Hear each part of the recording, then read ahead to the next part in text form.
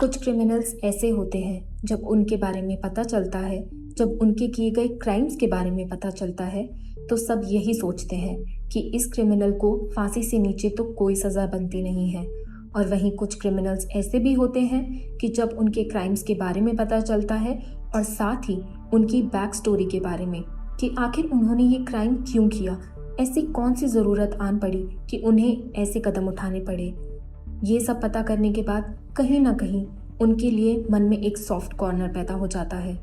अगर क्रिमिनल्स के साइकोलॉजी पर ध्यान दें तो हमें कई टाइप के क्रिमिनल्स देखने को मिलते हैं। उनमें से कई साइको क्रिमिनल्स के बारे में तो हमने आपको कई बार बताया है, कैसे उन्होंने इतना घिनौना काम किया, किस तरीके की दरिंदगी उन लोगों के अंदर थी और कैसे उन सबको सज़ा मिली है।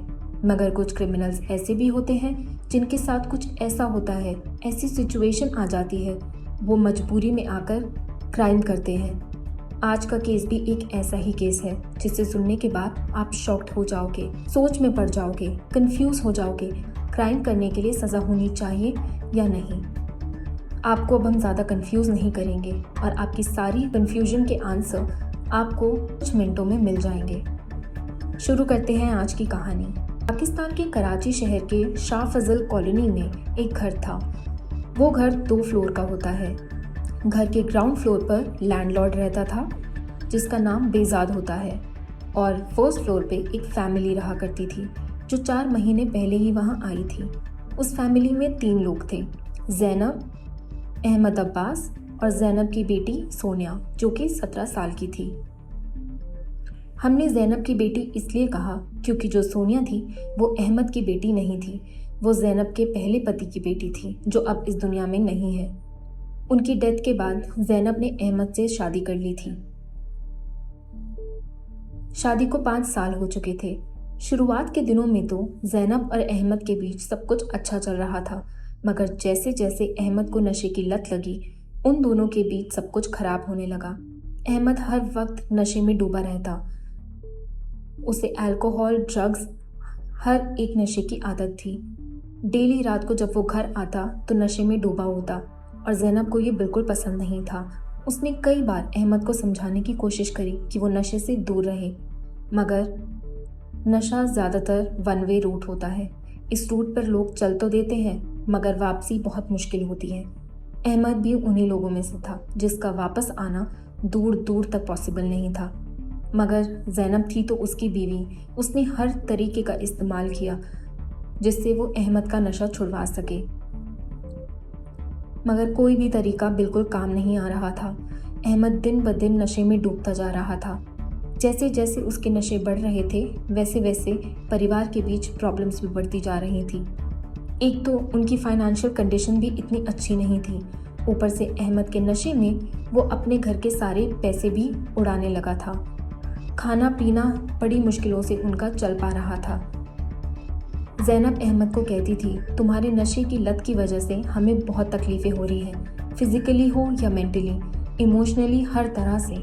अहमद ये बातें सुनकर पूरी तरह ज़ैनब को इग्नोर कर दिया करता। इतना ही नहीं, सोनिया के साथ भी अहमद का बर्ताव बहुत बुरा था। अक्सर ही वो उसे मारा करता।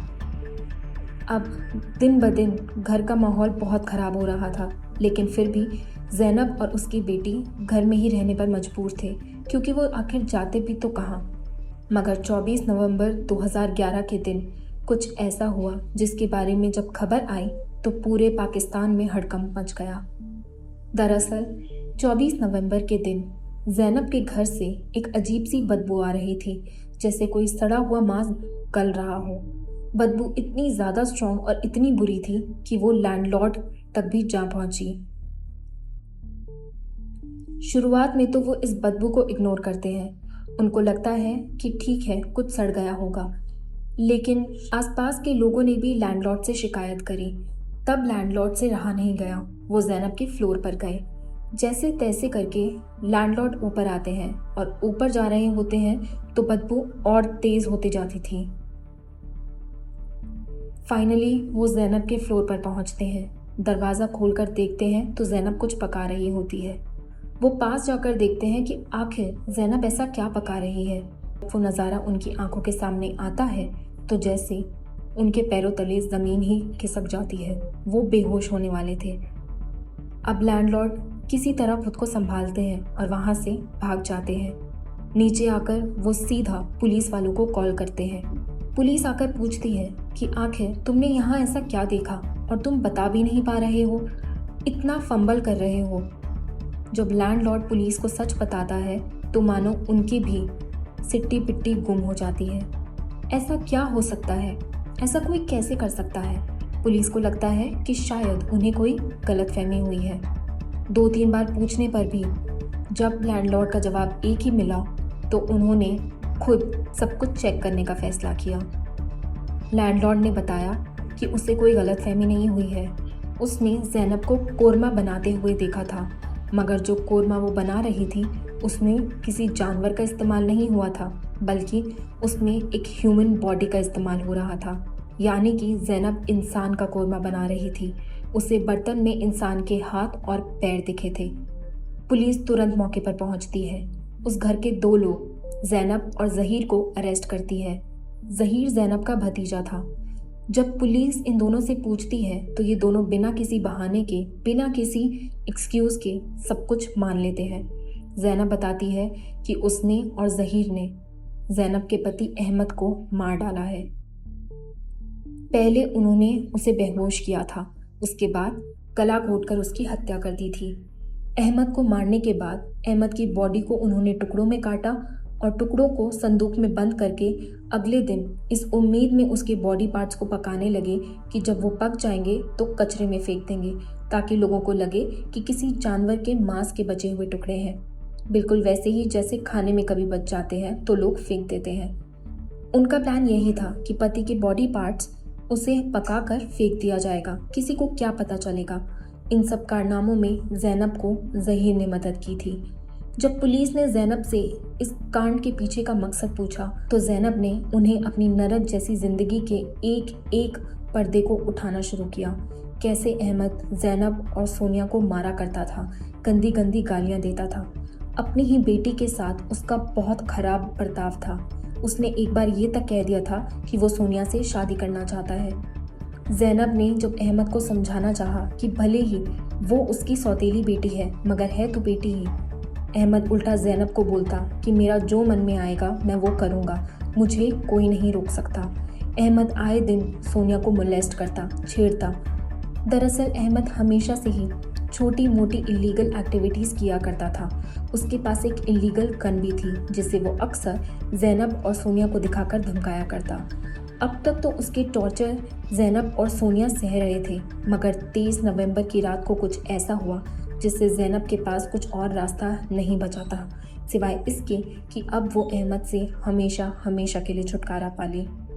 दरअसल 23 नवंबर के दिन अहमद किसी काम से बाहर गया था। तब सोनिया भी अपने रिलेटिव्स के घर घूमने चली गई।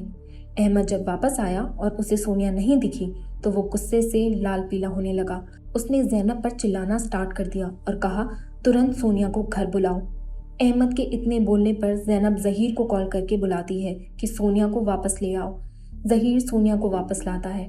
जैसे ही वो वापस आती है, अहमद सोनिया को देखकर गुस्सा हो जाता है और उसे मारने लगता है। वो इतना मारता है सोनिया को कि वो अधमरी हो जाती है। ये सारा मंजर ज़हीर भी देख रहा था। ज़हीर और ज़ैनब को ये देखकर बहुत गुस्सा आया। अब ज़ैनब एक फाइनल डिसीजन बना लेती है कि अगर हमने इस आदमी को नहीं मारा तो ये हमें मार देगा। उस रात अपने ही पति से कुछ नींद की गोलियां मंगवाकर 24 नवंबर 2011 की सुबह ज़ैनब सोनिया को किसी बहाने से बाहर भेज देती है और अहमद के नाश्ते में वही गोलियां मिलाकर उसे खिला देती है। अहमद के बेहोश हो जाने पर ज़ैनब तुरंत ज़हीर को कॉल करके बुलाती है और इस प्लान में शामिल कर लेती है। ज़हीर भी अब अहमद से तंग आ चुका था और वो ज़ैनब की मदद करने के लिए तैयार हो जाता है। उसके बाद क्या हुआ वो सब आपको पता ही है। ये सारी स्टेटमेंट जब ज़ैनब दे रही थी तो उसके चेहरे पर ज़रा भी गिल्ट नहीं था। ऐसा लग रहा था मानो उसे प्राउड फील हो रहा है कि फाइनली उसने अपनी बच्ची को इस नर्क की दुनिया से निकाल दिया। उसने फाइनली एक दरिंदे को दुनिया से मिटा दिया। पुलिस ने भी सारी स्टेटमेंट सुनी और बाद में ज़ैनब और ज़हीर को कोर्ट के सामने पेश करा। लगातार ट्रायल्स चले जिसके बाद सेशंस कोर्ट ने उन्हें लाइफ इम्प्रिजनमेंट की सज़ा सुनाई। मगर उन्होंने हाई कोर्ट में अपील की, जिसके बाद उनकी सज़ा को कम करके 7 साल कर दिया गया। मगर ट्रायल में इतना टाइम लगा कि उन्होंने अपनी सज़ा ऑलरेडी जेल में काट ली थी और अब उन्हें बेल दे दी गई। देखा जाए तो ज़ैनब ने किया तो गुनाह ही था। किसी की भी जान लेना, किसी की भी हत्या करना गुनाह है। मगर क्या ज़ैनब ने जो किया वो गलत था? क्योंकि जो सामने वाला अहमद था वो सच में एक हैवान था और ज़ैनब का क्लियर था कि अगर हम उसे नहीं मारेंगे तो ये हमें मार डालेगा। अपनी बेटी को बचाने के लिए एक माँ को ये कदम उठाना पड़ा। उसे ये शौक नहीं था, उसके पास कोई और ऑप्शन भी नहीं था। कभी कभी आपके पास ऑप्शन नहीं होते। अगर उस दिन ज़ैनब ये कदम नहीं उठाती तो शायद उसकी बेटी आज इस दुनिया में ना होती, फिर वो शायद दोनों ही इस दुनिया में ना होती। मगर ये भी एक सच है, अगर आप किसी की हत्या करोगे, जान लोगे, तो सज़ा आपको भी मिलेगी और वही सज़ा ज़ैनब और ज़हीर को मिली। 7 साल की सज़ा इन दोनों को काटनी पड़ी। अपनी ज़िंदगी के 7 साल इन्होंने जेल में गुजारे। शायद कभी कभी कुछ ऐसे हालात पैदा हो जाते हैं जब हमारे पास इस तरह के एक्सट्रीम कदम उठाने के अलावा ऑप्शन नहीं बचता। क्या पता अगर ज़ैनब पुलिस के पास चली जाती तो उसे यह हत्या करने की ज़रूरत नहीं पड़ती, ऐसे उसकी ज़िंदगी के 7 साल बर्बाद ना होते। एक ना एक ऑप्शन हमारे पास हमेशा होता है, चाहे हमें ये क्यों ना लगे कि हम एक तरह से फंस चुके हैं। इसके अलावा हमारे पास कोई और चारा नहीं। लेकिन हमेशा जोश से नहीं, कभी कभार होश से काम लेना भी ज़रूरी होता है। आपको इस केस के बारे में क्या लगता है, हमें कमेंट सेक्शन में ज़रूर बताएं। और इसी तरह की इंटरेस्टिंग स्टोरीज सुनने के लिए चैनल को सब्सक्राइब करना ना भूलें। और अगर आपको वीडियो अच्छी लगी तो वीडियो को लाइक और शेयर ज़रूर करें। धन्यवाद।